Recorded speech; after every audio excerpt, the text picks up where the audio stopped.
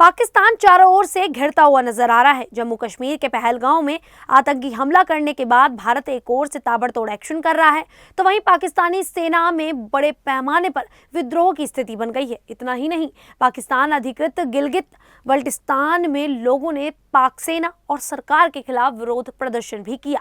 लोगों ने चेतावनी देते हुए ये तक कह दिया कि अगर वे जमीन कब्जा करने आएंगे तो उनकी कब्र यहीं पहाड़ पर बना दी जाएगी। तो क्या है पूरा माजरा, आइए समझते हैं। नमस्कार, मैं शालिनी और आप देख रहे हैं द न्यूज़ 15। भारत की ओर से जवाबी कार्रवाई की दहशत के बीच पाकिस्तान में सैन्य अफसरों और सैनिकों के इस्तीफों की छड़ी लग गई है। बताया जा रहा है कि पाकिस्तानी सेना में बड़े पैमाने पर विद्रोह की स्थिति बन गई है। सैन्य कमांडरों के बार बार बदलते आदेशों, मानसिक थकान और पारिवारिक दबाव के चलते 100 के करीब सेना के कमांडरों और 500 के करीब सैनिकों ने अपनी नौकरी छोड़ने का ऐलान कर अपना त्यागपत्र भेज दिया है। भारत से जंगी तैयारियों का दम भर रहे पाकिस्तान में इससे खलबली मच गई है। कहा जा रहा है कि सेनाध्यक्ष जनरल आसिम मुनीर का खेल खत्म होने वाला है। मुनीर पर आतंकवादी संगठनों के जरिए कश्मीर के पहलगांव में हमला करवाने का आरोप है। अमेरिका भी मुनीर को कतई पसंद नहीं करता है। ऐसे में मुनीर का ये दाव उल्टा पड़ता साबित हो रहा है। भारत पाकिस्तान सीमा की सुरक्षा कमान संभालने वाली 11वीं कोर के शीर्ष commander lieutenant general Umar Ahmad Bukhari ने सेना मुख्यालय को इस बात की जानकारी भेजी है। उन्होंने ताबड़तोड़ इस्तीफे को बड़ा संकट बताया है। इस सामूहिक इस्तीफे ने भारत पाकिस्तान सीमा पर पाकिस्तान की सुरक्षा व्यवस्था को गहरे संकट में डाल दिया है। भारत और पाकिस्तान के बीच सीमा पर बढ़ता तनाव पाकिस्तानी सेना के लिए भारी दबाव का कारण बन रहा है। अधिकारियों का कहना है कि सैन्य कमांडर स्पष्ट निर्देश देने में असफल रहे हैं, जिससे सैनिकों को असमंजस और तनाव बढ़ा है।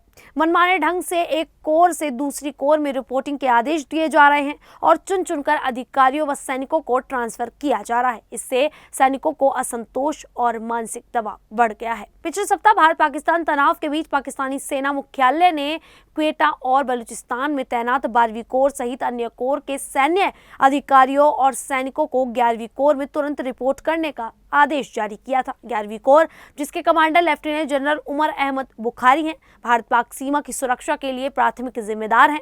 बुखारी 2024 से इस कोर का नेतृत्व कर रहे हैं। 26 अप्रैल 2025 को बुखारी ने अन्य कोर से आए सैनिकों की स्थिति की जांच की तो चौंकाने वाला खुलासा हुआ। करीब 100 सैन्य अधिकारियों और 500 से ज्यादा निचले रैंक के सैनिकों ने अपने इस्तीफे सौंप दिए थे, जिसके चलते 11वीं कोर में सैन्य बल की भारी कमी हो गई। इस्तीफा देने वालों ने मुख्य कारणों में सैन्य कमांडरों के बार बार बदलते आदेश, मानसिक थकान और परिवार पर बढ़ते दबाव को बताया। इस संकट का असर सीधे भारत पाक सीमा पर दिख रहा है, जहां पैदल सेना रेजिमेंट, उत्तरी क्षेत्र की पर्वतीय बटालियन और फ्रंट लाइन पर तैनात तोपखाना रेजिमेंट में सैनिकों की संख्या में भारी कमी आई है।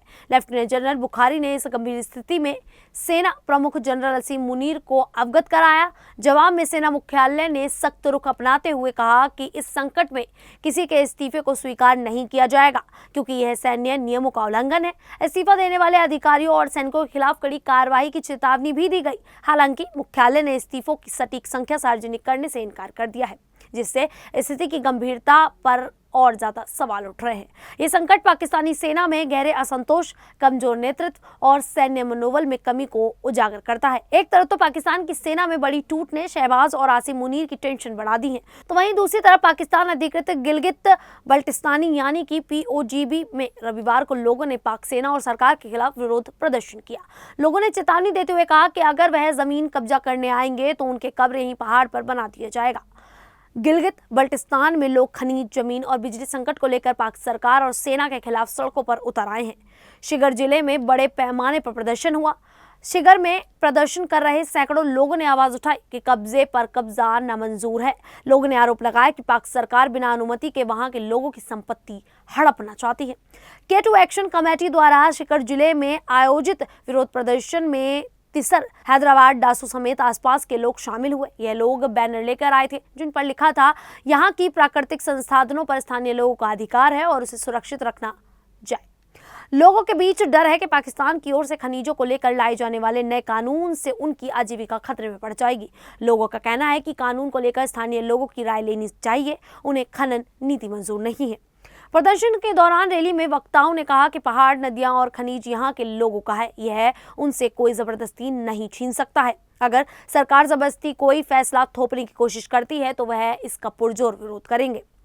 मजलिस वहदत ए मुस्लिमीन के अध्यक्ष और प्रमुख सिया धर्मगुरु आगा सैयद अली रिजवी ने पाकिस्तानी की सरकार पर हमला करते हुए कहा कि गिलगित बल्टिस्तान के सभी संसाधन यहाँ के लोगों की हैं। रिजवी ने चुनौती देते हुए कहा कि अगर पाकिस्तान को कर्जा उतारना है, अगर पाकिस्तान को अमीर बनना है, पाकिस्तान को पत्थर चाहिए तो आओ शिगर के एक एक बच्चे से इजाजत ले लो, पाकिस्तान का सदका तुम्हें हम अदा करेंगे।